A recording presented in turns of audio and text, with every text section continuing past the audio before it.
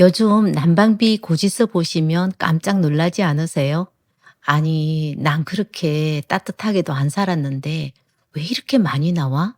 이런 말이 우리 집만 하는 거 아니더라고요. 아파트 단체 대화방에서 난방비 때문에 젊은이든 나이 든 사람이든 난리가 아니었습니다.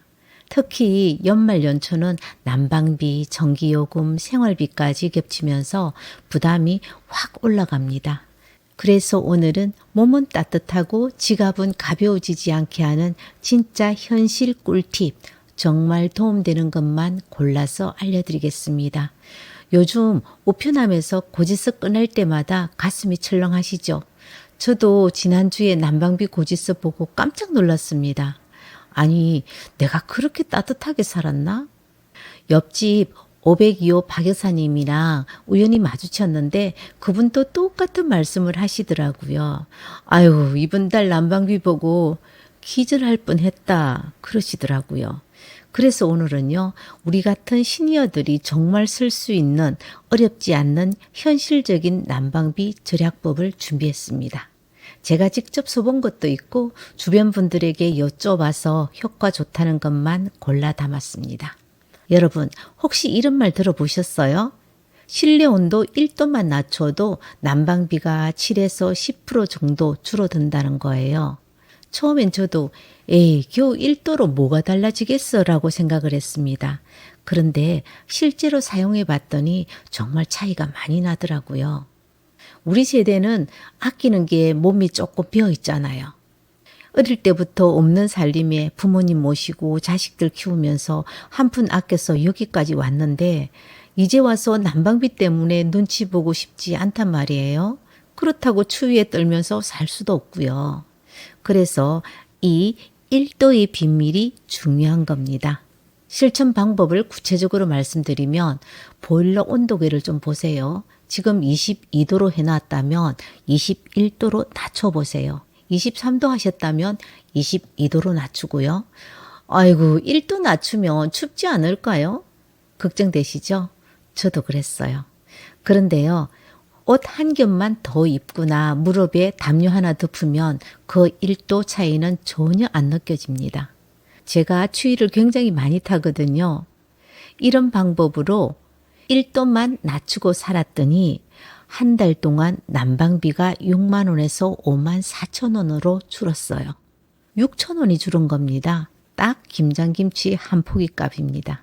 여러분, 제가 이번 겨울에 깨달은 게 있습니다.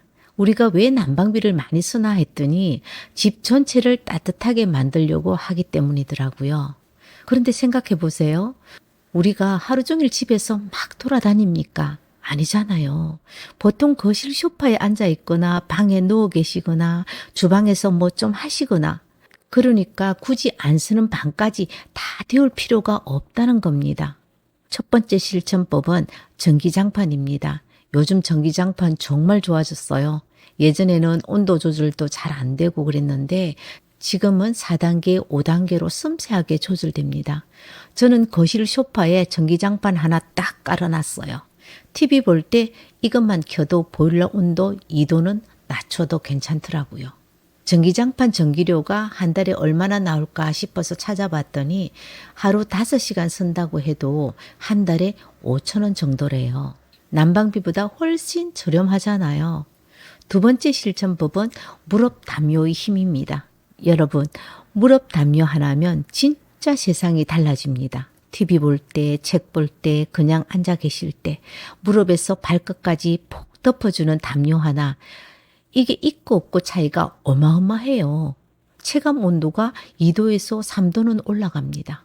저는 다이소에서 3,000원짜리로 하나 샀는데 이게 정말 가성비 좋은 난방기구더라고요. 진짜입니다.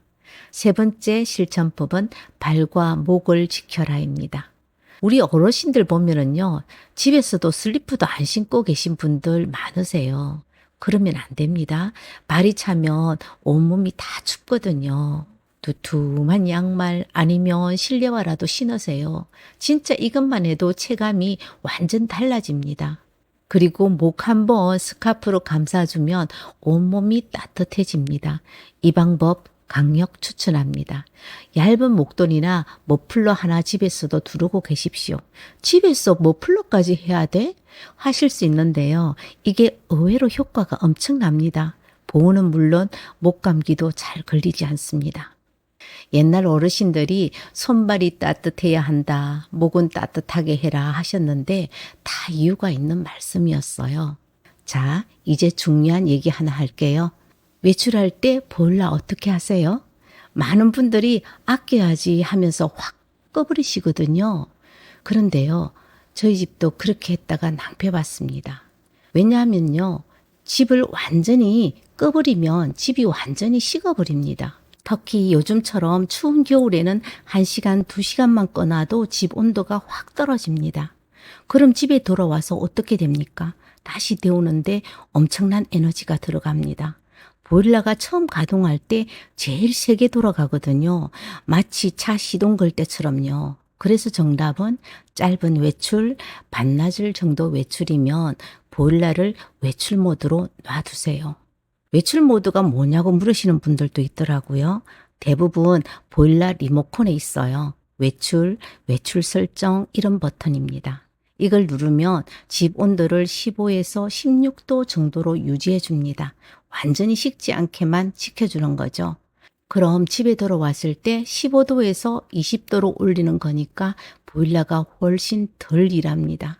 저희 집에 보일러나 전기에 목숨 거는 남자가 한 사람 있습니다. 보일러는 잠시 운동하러 나갈 때도 끄고 집이 좀 훈훈해졌다 싶으면 가차없이 꺼버립니다. 그런데 지난달에는 거실의 보일러 온도를 22도로 설정해 두었더라고요. 평소 세뇌 교육을 받은 전 어쩐 일로 보일러를 켜두었는지 궁금해서 물어봤습니다. 실험 중이라고 했습니다. 아파트 단체 톡방에서 이렇게 하면 의료비가 절감된다고 해서 실험을 하고 있다고 했습니다. 그래서 실험을 해보았습니다. 이틀은 외출할 때 완전히 껐다가 켜고 이틀은 외출 모드로 뒀다가 돌아왔어요. 확실히 외출 모드 써보니까 집에 들어왔을 때 금방 따뜻해지더라고요. 그리고 집안이 훈훈하니까 아, 집에 돌아왔구나 하는 그런 안정감도 느낄 수 있고요. 그리고 나중에 고지 써보니까 외출 모드 쓴 달이 난방비가 더 적게 나왔습니다. 절약한다고 꺼놨는데 오히려 돈이 더 나갔는 겁니다. 이거 참 아이러니하죠. 여러분, 진짜 중요한 얘기 하나 더 할까요? 난방비가 많이 나온다고 보일러만 탓하면 안 됩니다. 보일러가 아무리 열심히 일해도 그 열이 다 밖으로 나가버리면 소용없거든요.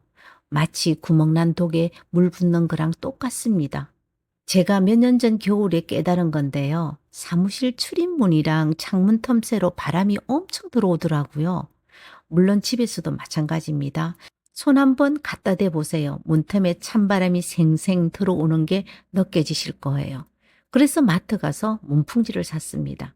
한 줄에 3,000원, 4,000원 정도 하더라고요. 붙이는 것도 어렵지 않았어요. 딱 떼서 문틀에 쭉 붙이기만 하면 됩니다. 이거 붙이고 나니까 진짜 체감이 확 달라졌습니다. 문 앞에서 느껴지는 그 스산한 기운이 사라졌습니다. 그리고 창문도 잊지 마십시오. 특히 오래된 아파트나 빌라 사시는 분들, 창문 텀 사이로 바람이 정말 많이 들어옵니다. 창문용 문풍지도 있습니다. 요즘은 뽁뽁이 같은 것도 많이 쓰시더라고요. 저는 창문에 투명 테이프 같은 걸로 틈 막았는데 이것만 해도 바람이 덜 들어오더라고요.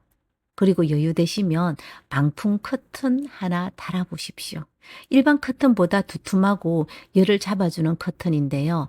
인터넷에 찾아보면 2만 원에서 3만 원대부터 있습니다. 이거 달고 나니까 창문 쪽에서 오는 냉기가 확 줄어들더라고요. 낮에는 햇빛 받으려고 커튼 활짝 열어놓고 해지면 커튼 확 닫아서 열 보존하는 거죠. 직접 해보니 달라진 점을 솔직히 말씀드리면 문풍지 붙이고 커튼 바꾸는 게 귀찮았어요. 에이, 이거 해서 얼마나 달라지겠어 싶기도 했고요. 그런데 막상 해놓고 보니까 집이 훨씬 더 아늑하고 따뜻해졌습니다. 같은 온도인데도 체감이 달라요. 그리고 나중에 난방비 보니까 정말 눈에 띄게 줄었더라고요.